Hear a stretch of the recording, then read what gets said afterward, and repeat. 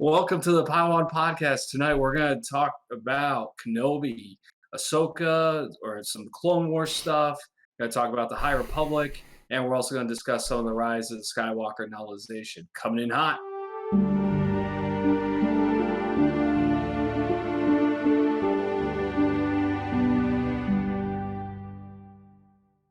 Yeah, welcome to another episode of the Podawan Podcast, everybody. Ollie, how's your week going? How's everything going with the lockdown and everything? I mean, as well as it could go, I guess. We're healthy, so that's good.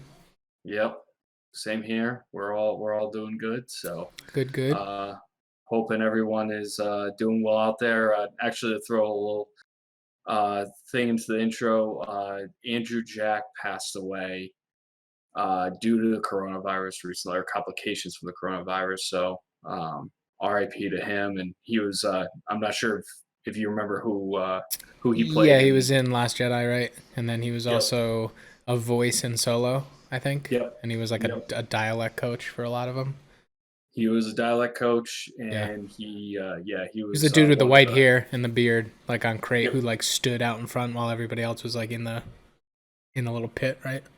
Yep. And Mark Hamill just did a small tribute on Twitter nice. to him, and John Boyega did a tribute to him. So it's sad news. I mean, it's scary what's going on with everything with the COVID-19. So, Yep. So everyone stay indoors. Don't go outside. Don't go to the beach. Don't do any of that stupid shit. Hang out with us and talk about a different place. Yeah, talk about Star Wars. Get away, escape from reality for a little bit. Let's talk about cool shit like Kenobi. Kenobi, the series has been in limbo, I guess, and they just got a new writer. I believe his name. Let's pull it up real quick. His name is Joby Harold. He actually is known for producing John Wick Chapter 3. Oh. So this will actually be probably his biggest job, though, in terms of past work. But John Wick Chapter 3, John Wick series is an awesome series. I don't know if you've watched those movies or not. Yep, definitely. A lot of fun. Yeah. It's just, lots of action. So it's awesome. Right. And Keanu Reeves, I mean, Matrix, John Wick, like he's awesome. So, yeah. So that's some good news that that he's on board, and they also have the working title. I guess it's called Pilgrim at this point. I think we've said that before, but now I think people are starting to confirm it. I guess. Yeah. It's getting closer to that name. I actually don't like that name, but that's just me. Yeah, I'm not in love with it, but it also doesn't jump out at me, but I'm more worried about the storyline and if it's good, right? So yeah, if it's called Pilgrim and it's awesome, that's fine. I'm good. Should be Tatooine Chronicles or something. I don't know. Well, so what you were saying, well, go into it a little bit, what it says, because I'm notoriously, like I've said a bunch, like I love Obi-Wan. He's one of my favorite characters, but I have not been excited about this series just because, I don't know, I felt like it was just going to be like on Tatooine, and like I knew I'd enjoy it when it comes out, but like I just feel like, I don't know, that time he's supposed to just like go into hiding kind of. But yeah, go ahead, explain it, because I think this is pretty cool. Well, it's Kenobi's venturing out into the galaxy to find Jedi artifacts and temples as he searches for answers in the galaxy. So right there, it sounds like it might be outside of Tatooine too, which would be kind of cool. It kind of sounds like to me like Jedi Fallen Order in a sense, like how he's going out, or like the High Republic that we're going to talk about later. It kind of sounds like that, where the Jedi were going out. Or you could relate it to Luke right after Return of the Jedi. After all that happened, he went out and searched for artifacts, right, and different things. So that's all we kind of have at the moment. Actually, I mean, it definitely mentions that his faith will be tested with, or he'll be seeking his faith because of the Jedi way and everything. I wonder if he gets into any of the stuff Yoda does in the Clone Wars with like the Force spirits and stuff like that. Is it Korriban or is it Moraban? I forget. Well, he goes there at the end, Moraban, in canon. I think they've actually said that I forget if they did something like, oh, it might have been called Korriban back in the day, like 1,000 years ago. So they left it like open, but it's Moraban as of right now. I always think it's Korriban because that was the Legends version. Yeah. It's the same place.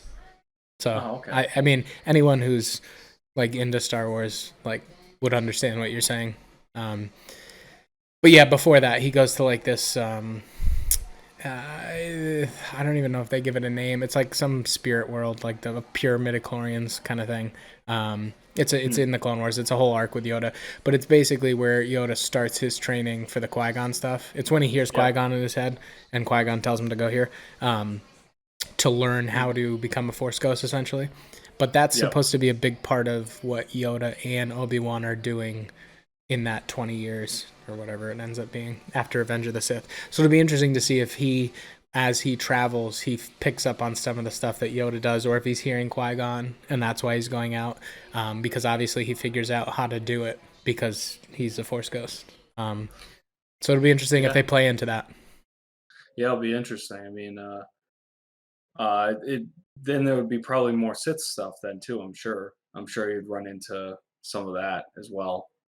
Yeah, essentially. I mean, he has to. It'll be interesting. I think, it'll be interesting to see how they pull it off. It does sound a little more exciting than him just staying on Tatooine, which we thought he did, because he was supposed to study this stuff, but he didn't have to. I have to go back and read that.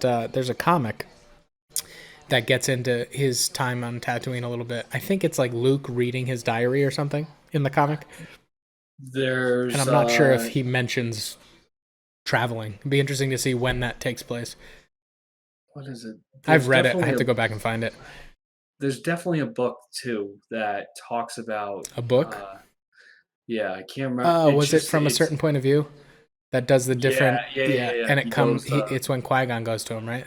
Yeah. Yep. And then he goes to Tatooine, and that's where he kind of starts to. Yeah, I don't know if any of that's dated. Yeah, so it'll be interesting because it's a long time there, right? There's 20 years, or 20 some odd years. I forget what it ends up being. 19 years, 20 years, something like that. What would be cool too is that. What about Darth Maul? Well, no.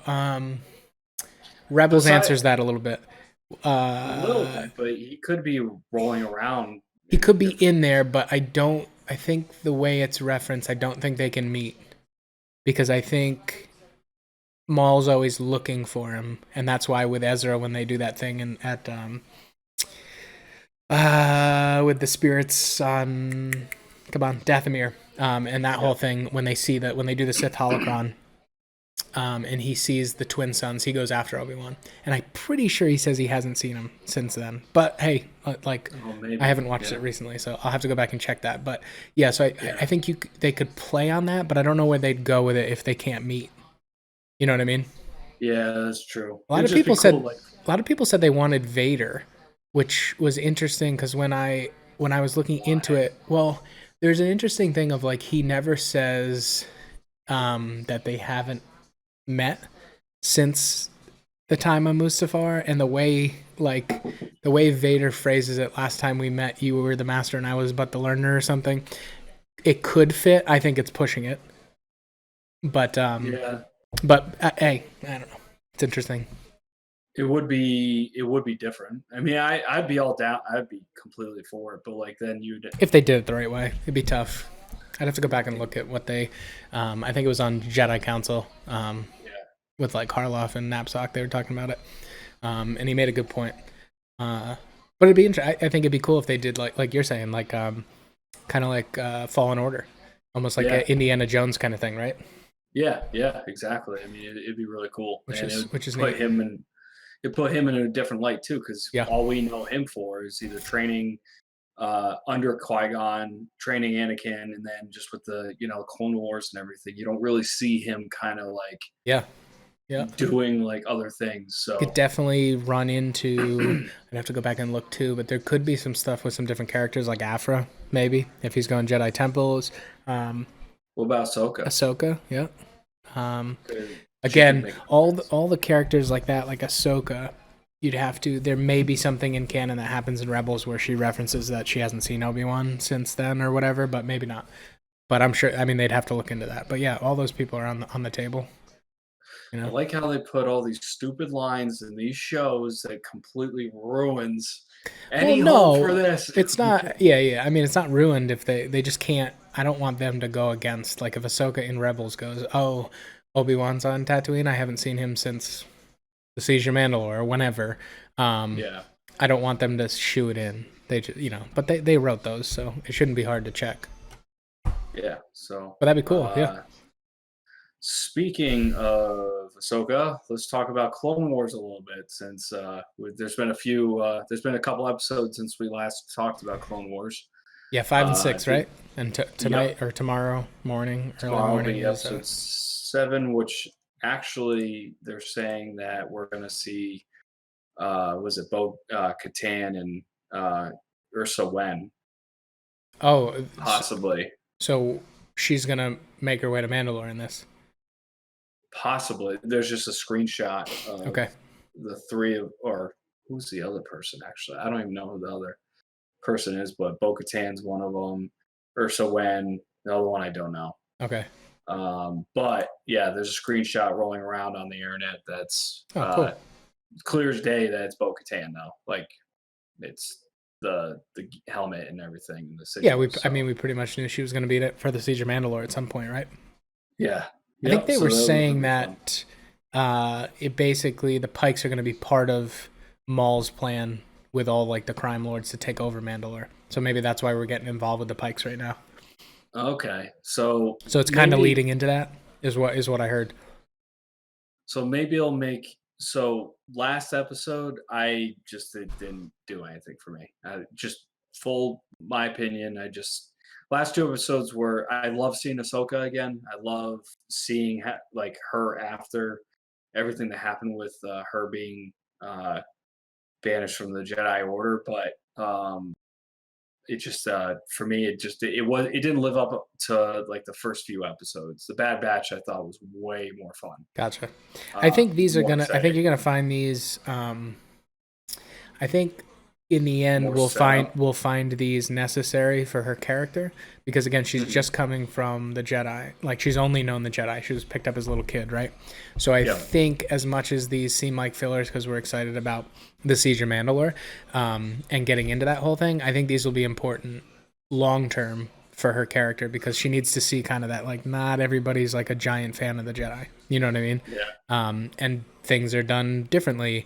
And sketchy things are done, not necessarily by bad people, just by people who need to get by. You know what I mean? So I think this is all, but I think if they tie it into the Pikes, I think that'd be a neat way to get to the Siege of Mandalore, to make it make sense, right? So it just doesn't seem like the Pikes are just like a thrown in thing. Right. Yeah, that's true. It was interesting to see. I thought that was cool. The Kessel Run animated, so like just like in Solo. The whole the storms and everything that they follow the beacons, and also that Kessel's like a really nice place, not in the mines. It was interesting. It's weird. It's one of those classic, like, you think of Star Wars as like the planets are all like one biome, but that's probably not how planets would be. I mean, look at our planet. You know what I mean? So it's like you're used to seeing Kessel in those like dirty, poisonous mines, like in Solo. And I don't know, I think we saw him in Clone Wars too, maybe not, but like a dirty, nasty place, and then you see like the other side of the planet, or wherever that other place is, you know what I mean, and it's like super nice. So I thought that was interesting.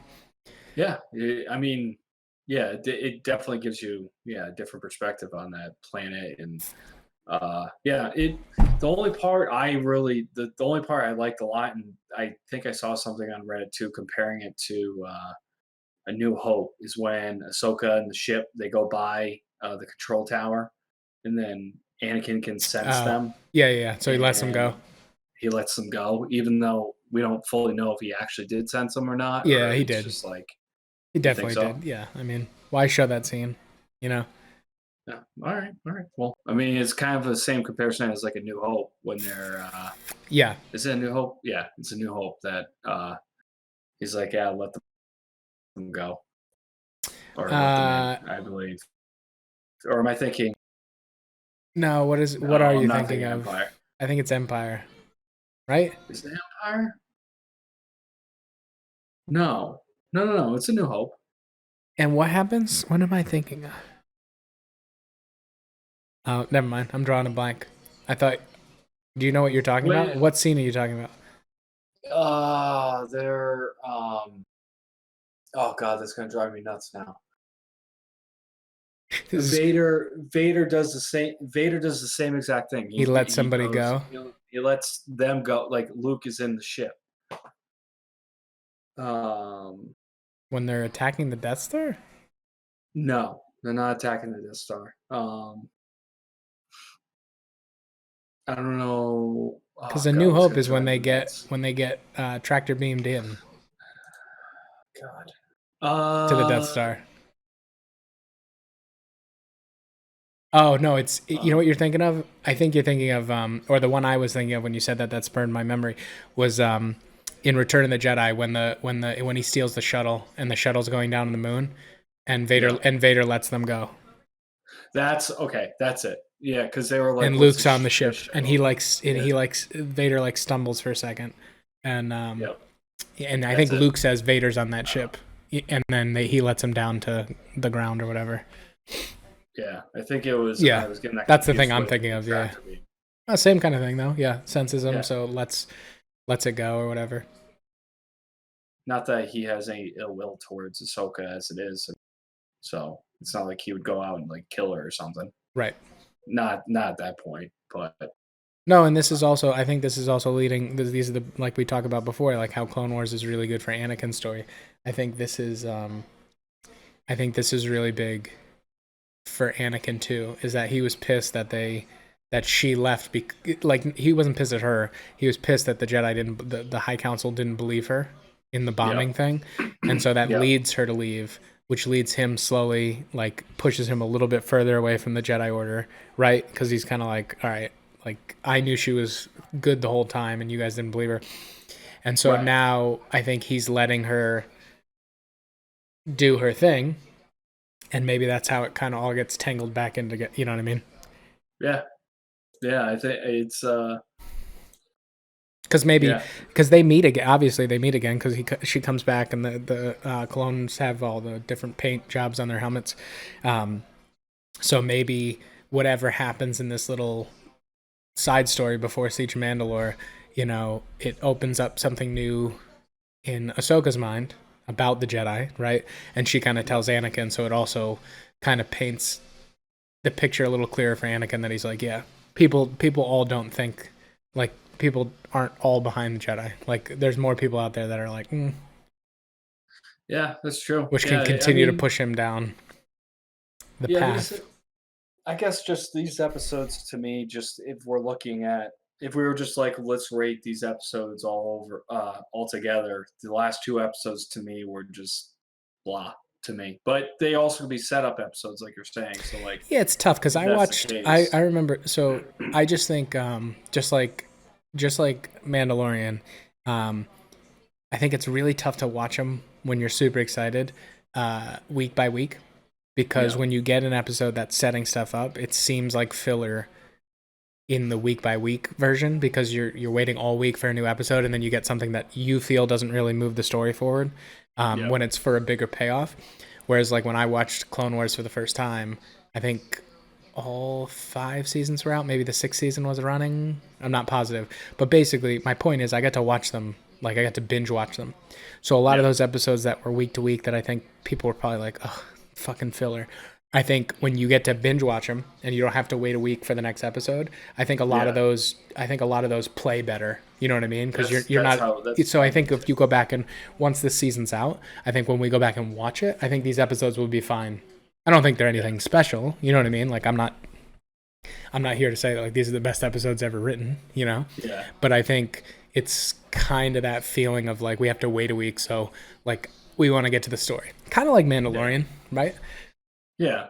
Like if you watch that now, binge watch it, none of those episodes really seem that fillery. Like it all kind of plays like a fun role, but when you had to wait week to week and you're thinking, all right, finally we're going to capitalize on this story that we've been grinding to build. and then nothing really happens. You're like, what the fuck? You know what I mean? I Whereas guess, if you but get to with watch them in a row, it doesn't happen like that. The only thing I would say is Mandalorian. There was more action though too. Like even on the filler episodes, there was more. To me, it felt like there was more action. Right. I'm just saying, like, remember the Tatooine episode? So like that happens, and at the end, you see those boots walk up to Fennec Shan, right? The body. And then you're like, ooh, we're gonna pay off. And then I think the next episode's the prison ship episode, which is just like its own thing completely. So I remember watching that episode and having fun, but also being like, oh, what the fuck? Like what was we were building up to something over there. You know what I mean?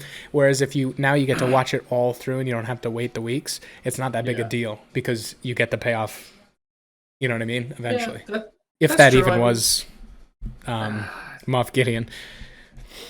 Yeah, that's true. I don't know. I don't think I can compare it like that, at least to me. But like, I get what you're saying, though. Right? Yeah. No. I'm not trying to change your opinion. I'm saying that a lot. Yeah, you get it. Bad Batch to me was more fun.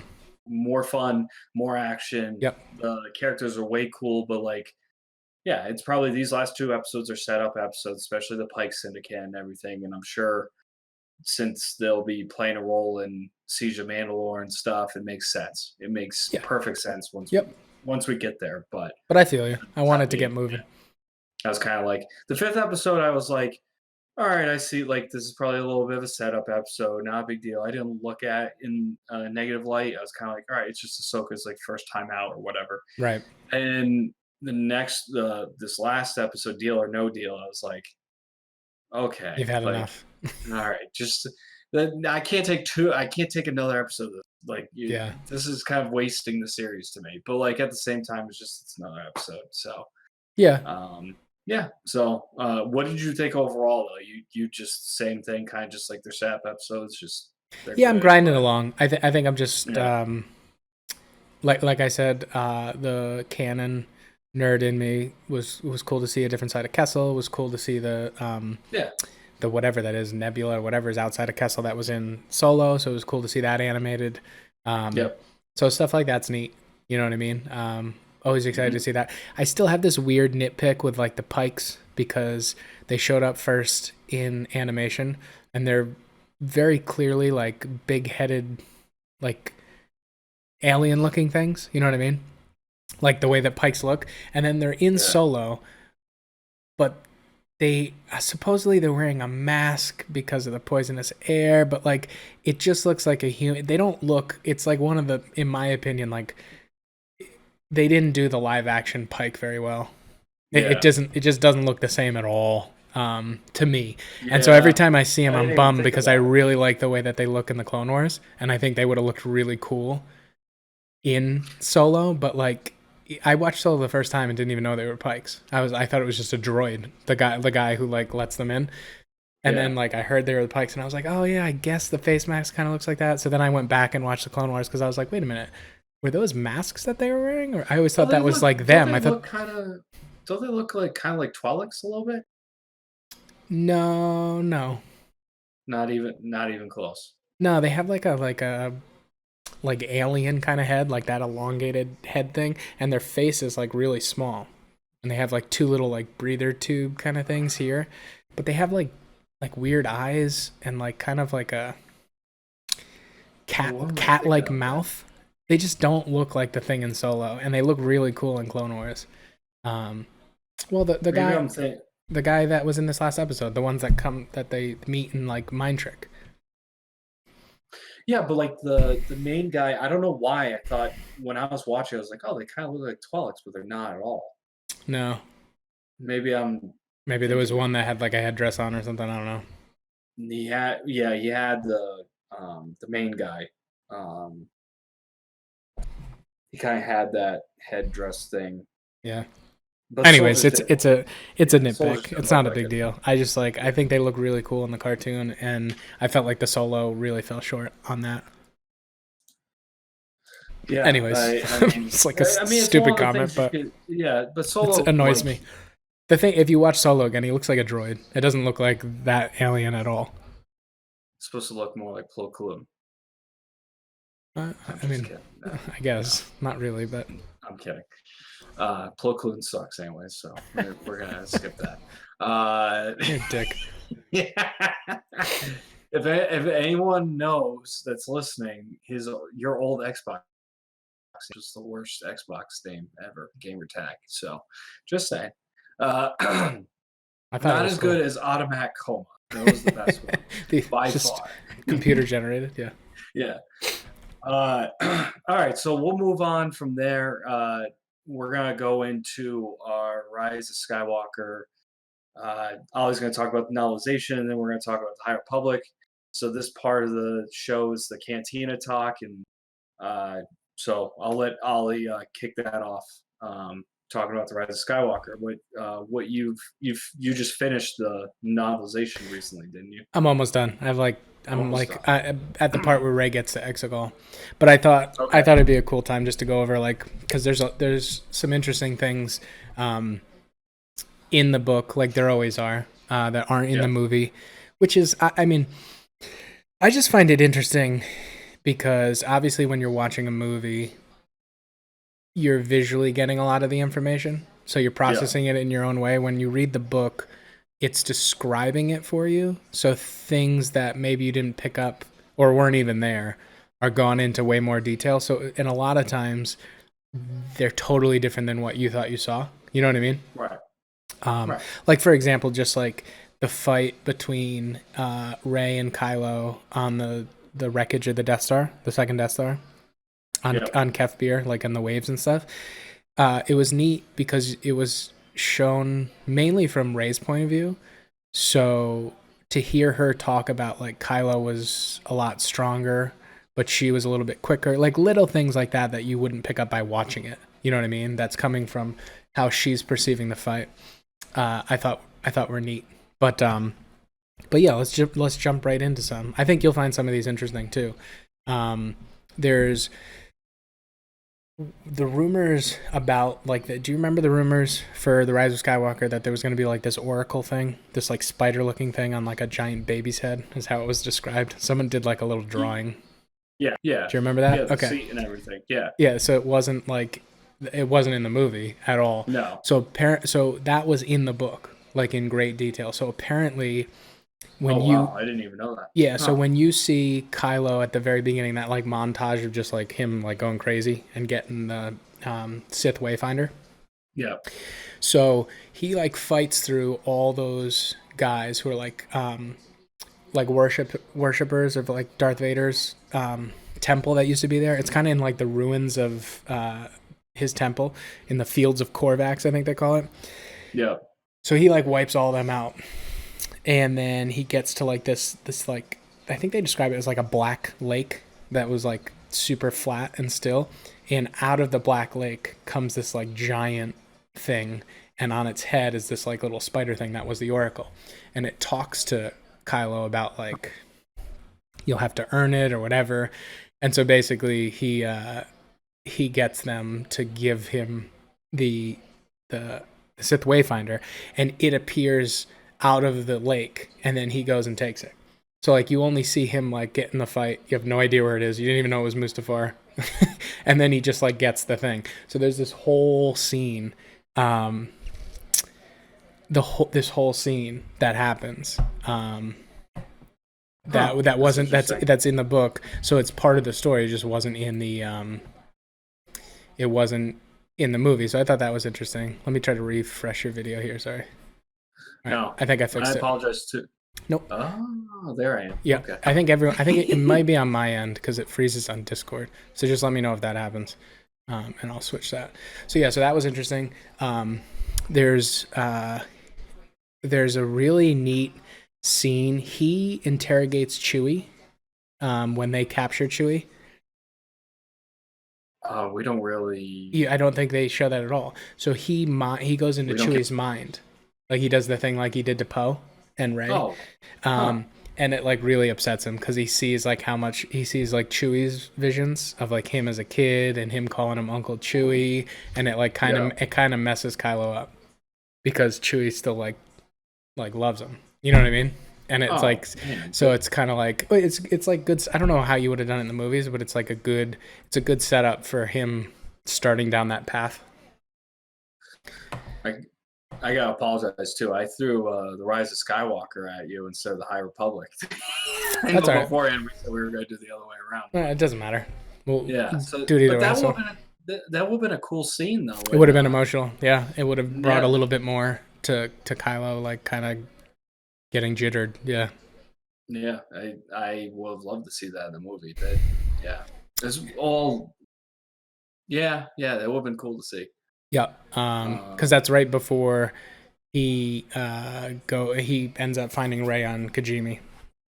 Yeah.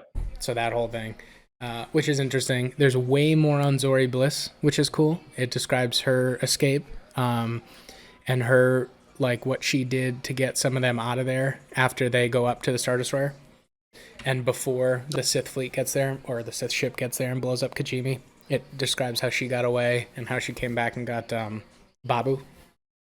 So, do you want to say how she got away on this, or are you gonna say spoiler free, and let everyone read it?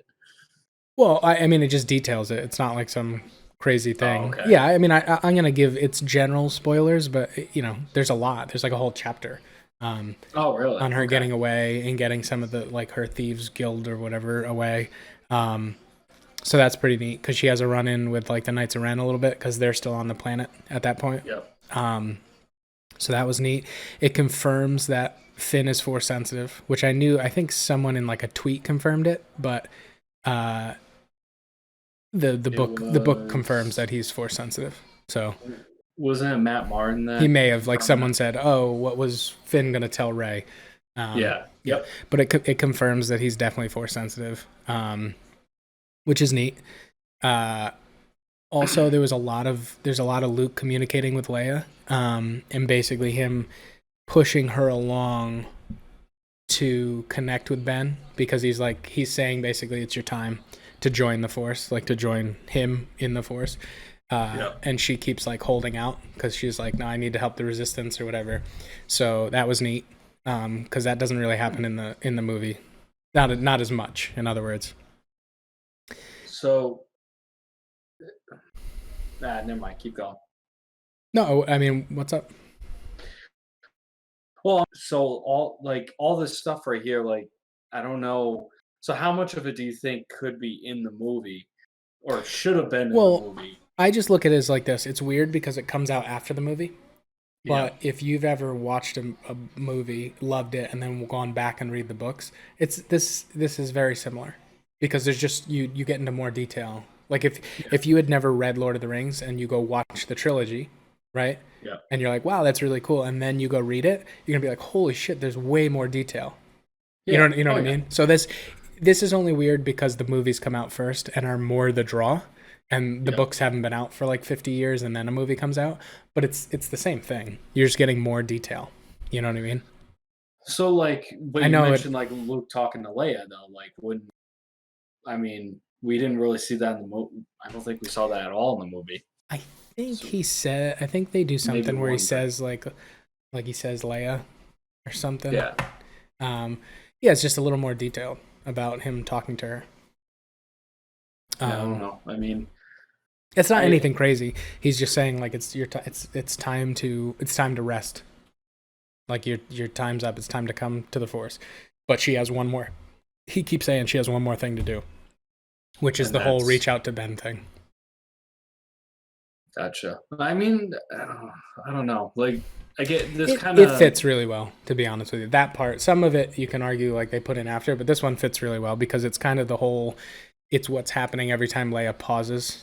You know what I mean? In the movie, when she kind of pauses and like takes a breath. I mean, it makes sense.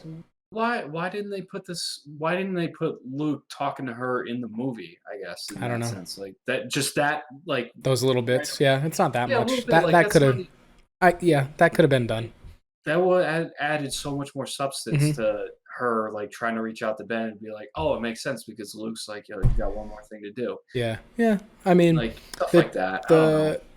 The Zori thing, I think, is definitely a book thing. They didn't have time to go into Zori. It didn't matter. You know what I mean? No, But she was that's the a cool same. book thing to be able to develop a character a little more. She's a Phasma. She's the same kind of character. She's a Phasma. She's just Yeah. there. She helps the support. She's a supporting cast. Yep. That's what she does. She's not going to There'll be be. all kinds of comics about her and Yeah. Poe back in the day. Do we really want those comics? I don't know. That'd be cool. Him like spice running and stuff. I'm into that. That's good. That's good comic stuff. I don't need a movie, but maybe just Zori Bliss, just her. No Poe. Well, Poe was part of the thing. No, not in my world. It's all good. All right, that's a weird one to not want a comic. I'm joking. I'm not saying like a TV show. No, I know. All right, so where was I? Oh, so there's a little bit of interesting history on Kefbir, which is that Endor moon. Yep. That the Death Star falls at. Just basically that it was like pretty much uninhabited and a water planet before the Death Star crashed, and then like all this cataclysm stuff happened, and a lot of the land was revealed. So it's like almost like a weirdly new planet in the last couple decades since the Death Star fell on it. It like screwed up the whole thing. That's why the waves and shit are crazy. So that was interesting. But yeah, something like that. See, that is something I would understand why that's not in the movie, because that's detail. That's right. And who was going to say that? Right. Yeah. Yeah. So, but that would be stuff that I'd like to read in a book. But like, right. I think C-3PO says it. I think he details it a little bit. In the movie? No, in the book. I think that's how they give it to you.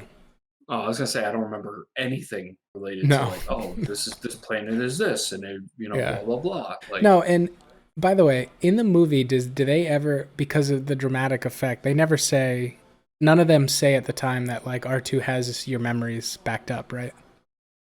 No. Right. So in the book, they say that. Like when C-3PO is freaking out about getting his mind wiped, I think it's Poe or Finn's like, doesn't R2 have your memory backed up? And he's like, well, no. R2's circuits are unreliable or something. He makes like a little joke, but it's way less dramatic. That's like, in a weird way, that's probably my least favorite part of the entire movie, because they made that such a big deal and then they just bring him back. Yeah, I had no problem with him coming back. Just don't make it a big deal. I thought that would have been a perfect time to just like kind of kill C-3PO. Like make it wipe him out.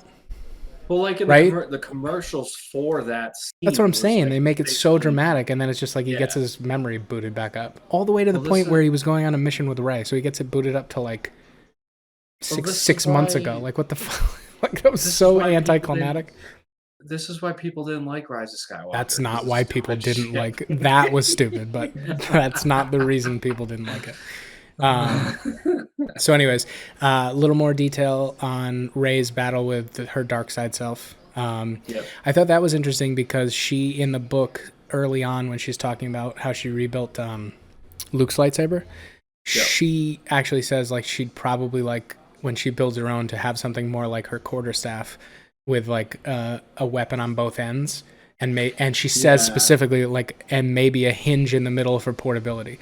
So that I thought that was a cool little thing. Like that'd be tough to do in the movie too, because like, again, a book you can like be in someone's mind and it's really easy for like exposition to like see what they're saying. I don't know why she would have said that out loud. Like, I don't know how you would have done it in the movie necessarily. Maybe she's talking to someone, but I thought that was pretty neat that she basically, so that lightsaber in Dark Rey's hands isn't just some crazy like made up thing. That's from her subconscious. Like that's what she kind of wanted to build, which I thought was neat. I thought it was just a nice little nugget. You still there? Did I lose you? Hello?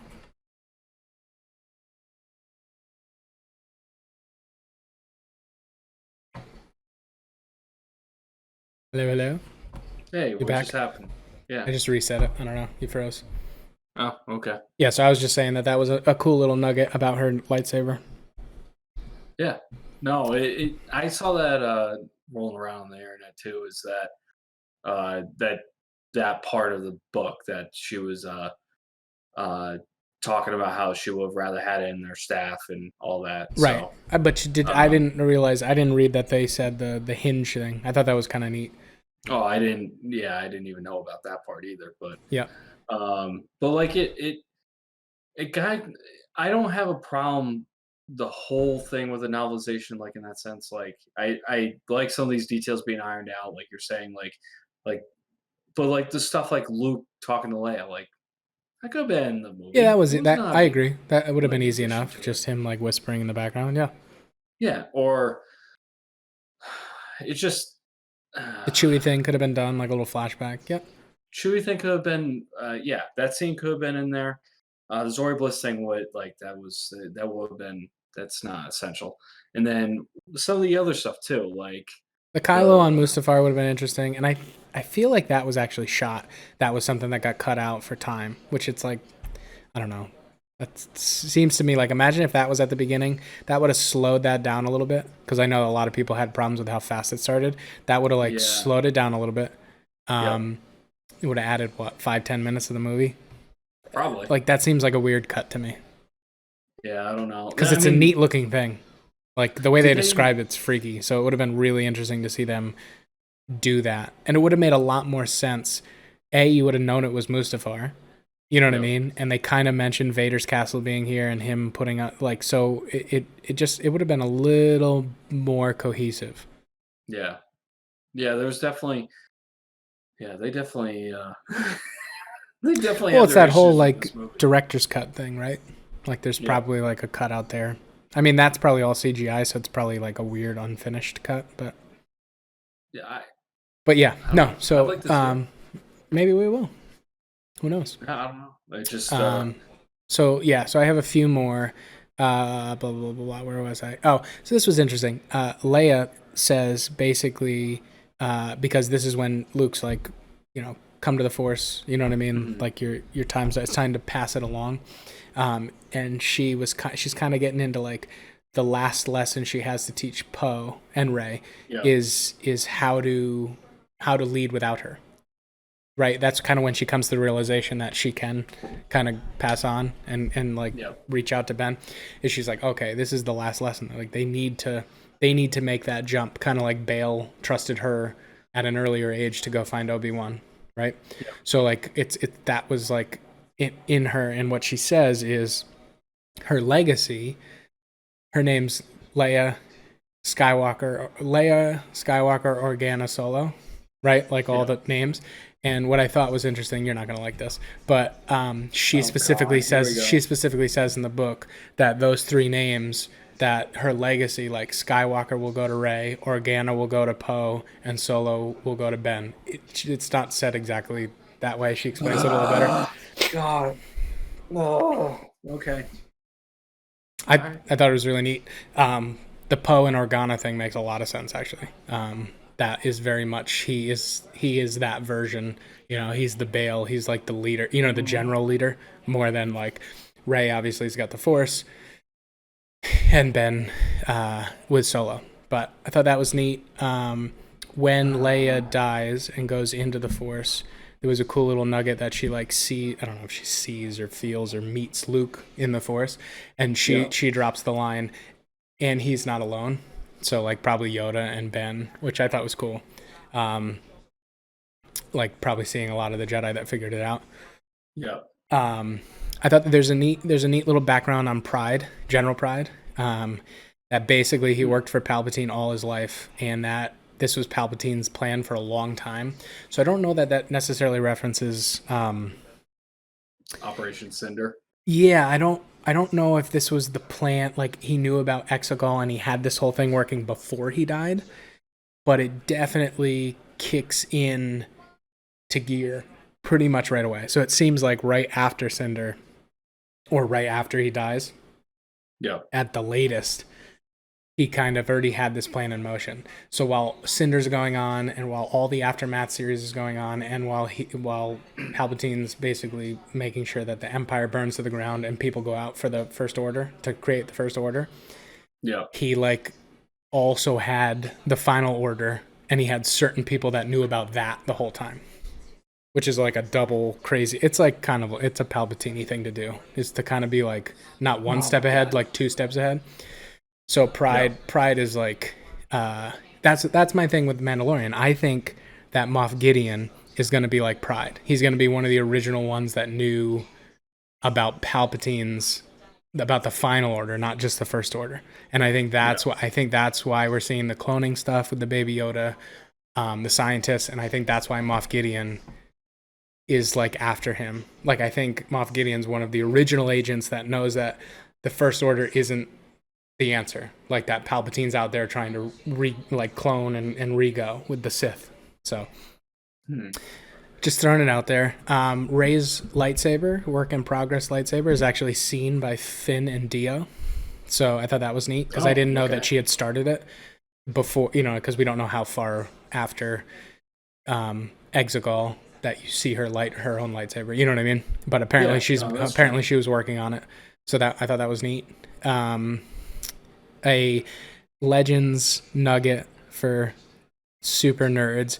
Lando actually is confirmed to make his flight to Agent Kloss, like after he leaves Pisana and shows up in the Lady Luck, which is his ship from Legends. And I think we already knew about it in canon.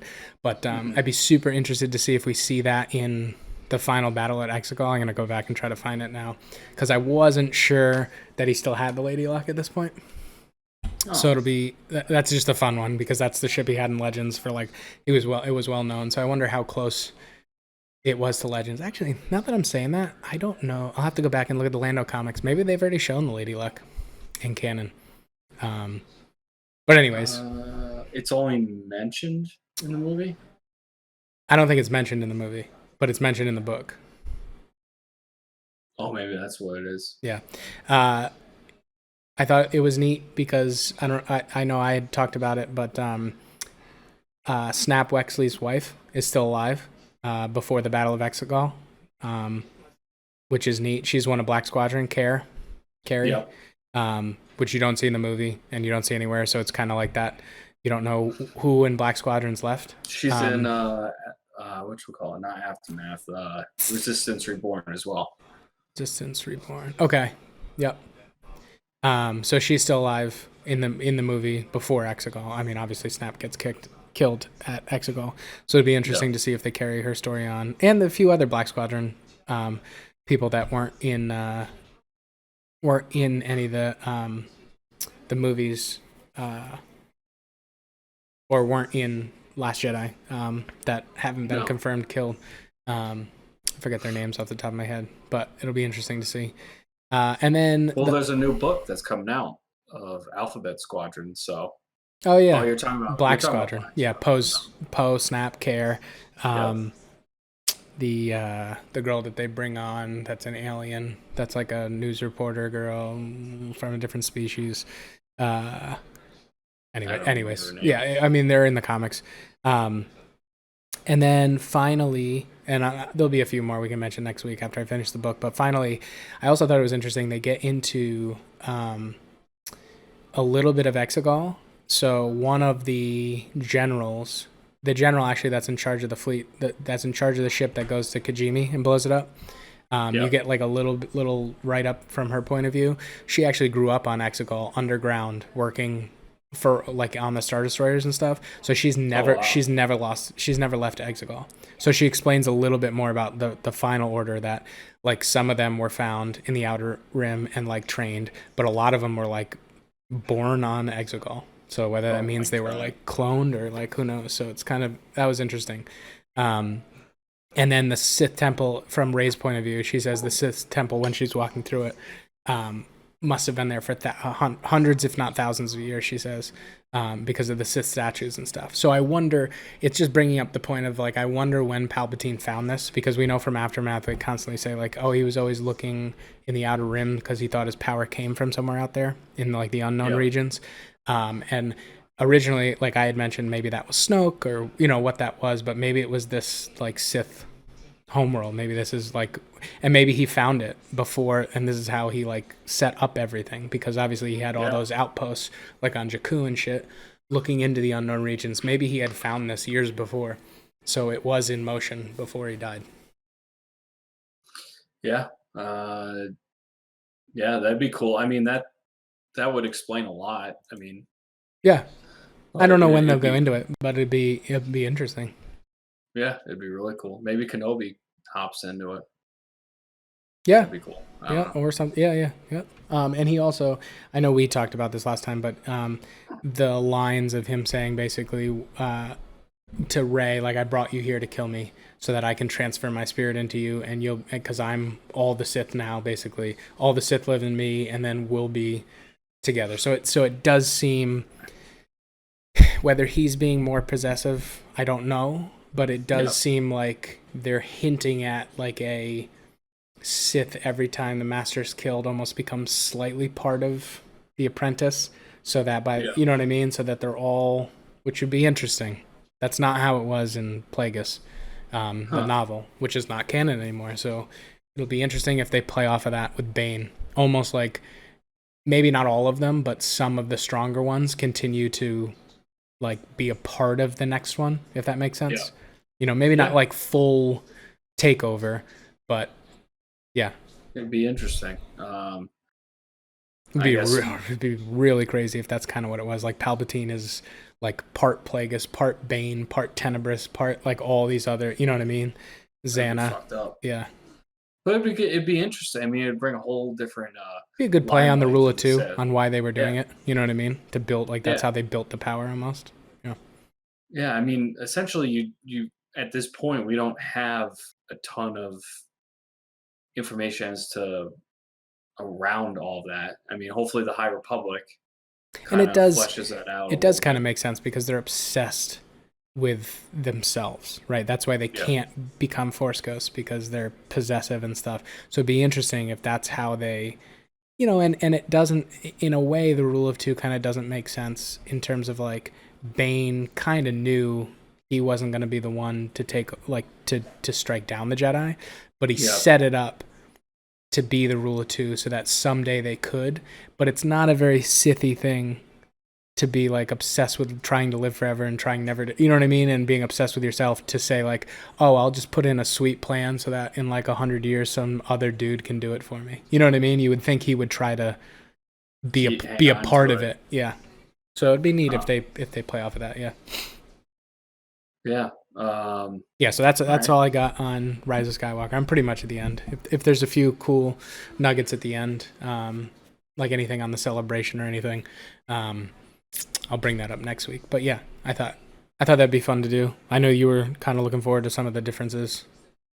Yeah, I mean, just hearing some of them, like I said, like the or not Leia differences, name. but yeah. Yeah, I mean, some of the details were cool. Like like the Chewie thing, and Chewie getting interrogated, Luke talking to Leia, like that sort of stuff. I thought was cool. Maybe in details of the planets too. I love hearing more about that stuff, so that's cool.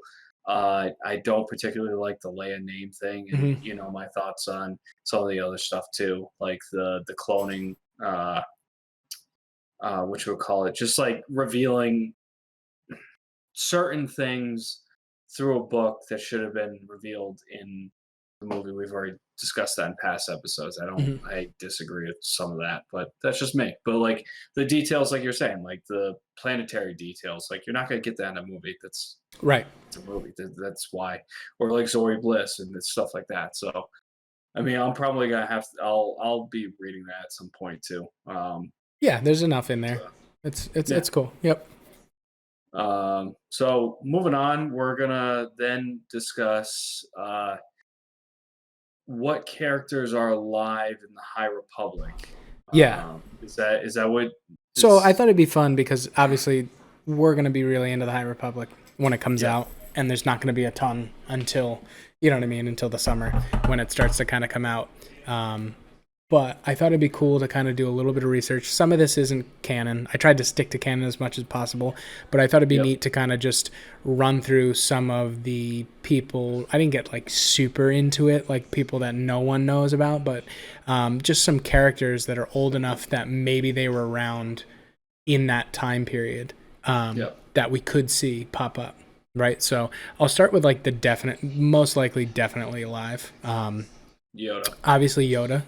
Maz Kanata. Yoda's like 100 something. or 600 something. Sorry, he's like 900 when he dies, right? Yep. So he'd be like, this is roughly 200. The whole thing is that the High Republic is roughly 200 years before the Phantom Menace. So how long that spans obviously can make a difference. But Yoda's going to have to be mentioned. Hopefully they keep him out of it. Like I don't think I need, at least right away, I don't need like a Yoda story. But he has to be part. He's part of the Jedi Council at this point. He may even be part of the High Council. I know he's not. I don't think he's the Grand Master, but like he's. I mean, he's 600 years old, so like he has to be involved in some way, right? So that'll be interesting. Maz could have some real interesting implications because if they're like, she was a big like pirate and like all over the place kind of thing. So if they're expanding out, right? It'd be really neat to see if she definitely has some relationship with the Force that she doesn't lead on in the new series yet. You know what I mean? So there was something there. So it'll be interesting to see if they get into that. She's like 1,000, so she's definitely she talks in Force Republic when Carr tries asking her like, "Hey, can you teach me the ways of the Jedi?" And she's like, "No." Right, but I'm saying she has like a lot of awareness of the Force. Yeah. And she even says like she's not a Jedi, but she can feel the Force kind of. So she's, I think, lightly Force sensitive. I don't think she uses it, but she's attuned to it, if that makes any sense, I guess. Yeah. Kind of like some of the stuff in that book I told you about with Luke, where he kind of jumps around and meets different people, different civilizations that use the Force in different ways. There are a few of them. The Jedi? No. That book kind of sucks. It does kind of suck. No, it's I always forget what this one's called. I'll look this up. It's like stories told from a point of view that someone thinks they met Luke. So it's so hard to explain. It's like if you took people. Okay. Do you remember what it's called? I don't remember what it's Legends. called. Force Legends or something like that. I don't know. It's like a white and red book. Okay. Anyways, I'll look it up. We can put it in the description on YouTube. Time out. We got to like you said something in Star Wars sucks. Kind of sucks. Oh, the Heir to the Jedi. Yeah. I mean, got you to finally say something in Star Wars. I told you the C-3PO thing was annoying. That sucked. Okay. All right. A lot of things suck. There's too much stuff out there for stuff not to suck. But yeah. All right. I'm just saying. All right. I just don't get bogged down by it. It's more my thing. You know what I mean? I'm not gonna the movie doesn't get ruined because one thing is wrong. Well, unless it's like Last Jedi and everything's wrong, then Well, but I don't agree with that. But anyways, my point stands. And so we'll look up that. We'll put it in the YouTube description or something because that book is kind of cool. But what I'm saying is it gets into different people that use the Force in different ways, and some of them just kind of let the Force flow through. They don't use it. So I think Maz may be that kind of thing where she can feel it and get impulses from it. But it's a journey to Star Wars and called The Legends of Luke Skywalker. There you go. And it's told by different people. So it's in other words it's like a secondhand story or even third-hand story about people who probably ran into Luke. So you can't really tell if it is all true. It's an interesting way to tell a story. But yeah, it's a good book. It was interesting. It was neat to read. Yep. So anyways, so Maz, probably Yaddle. I don't think we have a definite age on Yaddle, but there's a good chance she was alive then. A fun one's Jabba. Jabba's 600 years old, so he was alive during this time. So that could be cool. And this one's kind of like a throw out to any big time Clone Wars fans, but Professor Hyung, or Hu Yang, I don't know exactly how to pronounce it. It's the robot that helps the Jedi younglings build their lightsabers. He's 1,000 years old and was always, or thousands of years old, built 1,000 years ago and was in the Jedi order for a long time helping with that stuff on that ship. So it'd be neat if he shows up because that'd be a cool little throwback to some of our younger characters in some of these books coming out. Maybe they build their lightsaber and he's there. And a lot of people wouldn't even notice, but I think that'd be neat. Yeah, that would be cool.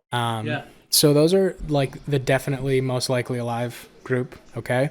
The next group is a little bit more speculative or is dancing on the line of when they were born and how long we get into the High Republic, if that makes sense. So Qui-Gon Jinn. No, no, he's not even close. Some of the Jedi, and this is reaching because we really in canon these things are not like defined at all. But you don't know age. Right, but from some of the legend stuff, if it holds true. So first one, obviously my favorite, Plo Koon. He's 385 years old supposedly. But the catch with shut up. The catch with him is he in Legends he's like 385, but it's Keldor years, which is his planet. So Doran. Doran's the planet. Keldor's the species. It's from his planet. So I don't know. His planet could be longer, so he could be older. He could be like 600 years old, or he could be like 65. so still sucks. So like he could definitely be in it, which I'd be pumped. He won't be. None of these people are going to be in it. Like you know what I mean? These are like would be a cool one though. I mean, it's not. I know, but they'd have to dig. I don't think they're going to deal with that. It'd be cool maybe if that like they did something where they were like you see them getting like found as kids and brought to the Jedi Temple. That'd be cool. Oppo Rancis, who's like the snake guy that you see for like 2 seconds with a big beard. Yep. He's on the Jedi High Council. Even Peel, who dies in the Citadel episodes. He's a Lannic. He's kind of like some people think he's Yoda's species because he has like the ears. He's like a short guy, but he's like skin, like human skin tone color. Yeah. So those are the Jedi that I found that have a good chance of being alive at that point. Chewbacca is actually 200 years old as of like A New Hope. So if the High Republic goes for a little while, he could definitely be in it, or being born, which would be neat. So maybe his dad, Tarful, who is the chieftain in Revenge of the Sith that Yoda talks to a lot. Yep. So he's probably older than Chewbacca, so he could definitely be in it. A cool one again. You're such a bastard for not liking Plo Koon, but Plo Koon's master in his master in Legends, I don't think it's in canon anywhere, is a Wookiee called Tyvoka. So I think he could be in it, which would be neat. Maybe he's the Wookiee on the book covers. Oh, that'd be really neat. Yeah, on the Light of the Jedi book cover, that could be him. That'd be cool. Yep. I mean, Plo Koon's not cool, but you know, you're a dick. Whatever. Yeah. So those are the main ones. There's a bunch from Legends that they could pull. And I wanted to mention, because I've heard that they're messing with different things with Mara Jade. This is also like, people have to realize like there are characters like that if they really want to bring back, the High Republic is not a bad time to bring them back. Now it'll be totally different than Legends, but Mara Jade doesn't fit into canon. You know what I mean? No, she couldn't. So if you take that character, you could still create it in the High Republic, if you will. You know what I mean? A version of it. Obviously, you can't do the Empire's Hand because he's not alive, but like, you know, you could move these characters different places. So it'd be interesting to see if they do that. Or maybe even some of the older Jedi, like from the Jedi in the New Republic in Legends. So like there were a bunch that went into hiding during Order 66 and like didn't reappear until like Luke's new Jedi Order. There was like a Whipped Karuk, I think is his name. There was like another Jedi that looks like a bunny rabbit kind of thing that like went into hiding. So there's like a bunch like that could pop up. Well, that's Legends you're talking about. Right, all from Legends. That's why I'm not like getting deep into it. But I mean, Mara Jade would be a good one.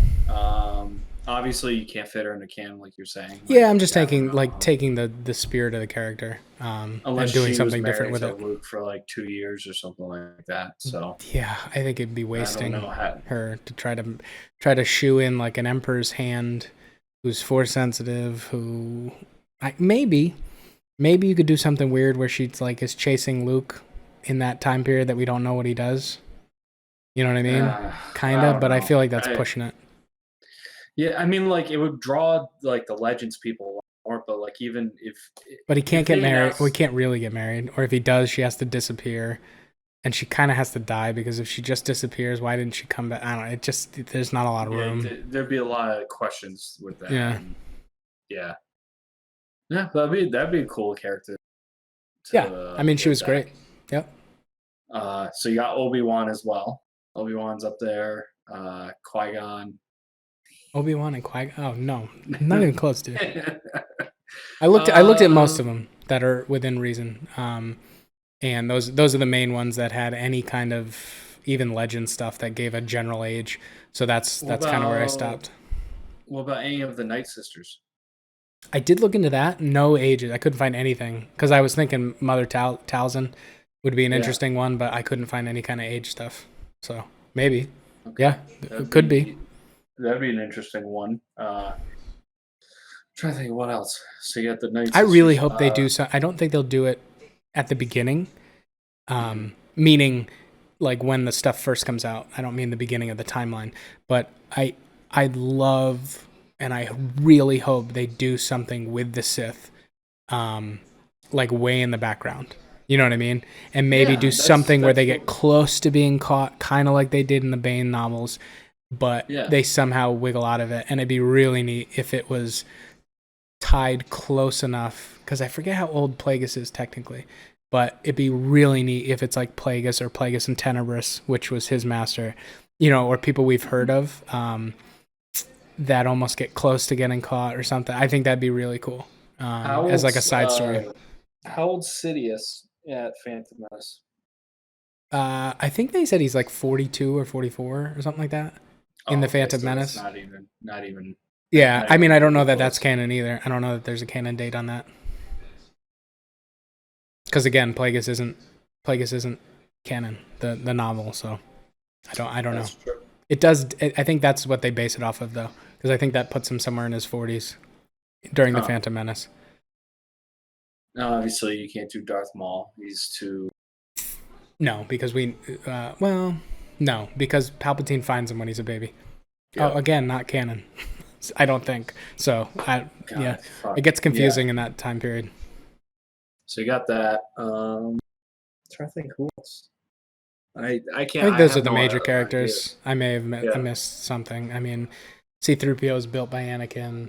R2 is, I think, right off the line of being made in the Phantom Menace. So I don't think either of those droids. So yeah, the droid from Maz's castle, I think, is super old. Is said, but I don't. Is that interesting? She kind of looks like the professor. Maybe they're the same type of droid. Well, I don't know. Maybe Maz, like, I have a feeling they're going to try to tie it back to the sequel trilogy in some way, just because that's kind of the direction they're going. So it wouldn't surprise me if that Maz is going to be more front and center, if anything. That's what I'm feeling. I feel like you're kind of right that Yoda is probably not going to be. Well, just because they're trying to start something new. I think it'd be a mistake if he's not mentioned, but I don't think, at least at first, I don't think we need like him being a major player. Yeah. Yeah, it'd be wicked weird. Maybe they'll do the Sith thing. Maybe they'll be on Exegol. You know, maybe they'll do that to build a little bit of the history of Exegol up. Again, the weird thing is it's only 200 years before. So Bane's already long dead. So like all these things like that could be thousands of years ago, like the Fallen Order, the Zepho. What about Morban? Yeah, I mean, that's all thousands of years ago. You know? Why couldn't they put the High Republic back? Well, they will. They'll go Old Republic, but I don't know. I think they were afraid to touch something that also was already like written about. Yeah, that's true. Know? So they're just going to go to a time period nobody's written anything about. So we'll see. Yeah, it'll be good to know. Or I don't know. Do you have anything else on that? No, that was we got into the weeds there. We went for a while. Yeah. If you guys have any questions related to the High Republic, definitely shoot them our way. Comment on our Instagram or on our Twitch when we're streaming or our channel. We're going to be diving deep into it once those books start coming out, especially the second half of the year. So, yep. But yeah, it'll definitely be an interesting time period that we're going to be tackling. So, can't wait for it. So, other than that, I think that concludes this week's episode of Podawan Podcast. Thank you all for joining us. As always, subscribe to our Twitch, our YouTube, and our podcast services. Tell your friends and family, especially with the quarantine going on right now. If they want something to listen to, if they're Star Wars fans, show them us. Give them have them give us a listen or watch our videos and let us know what you think. Other than that, see you later, Padawans. Later.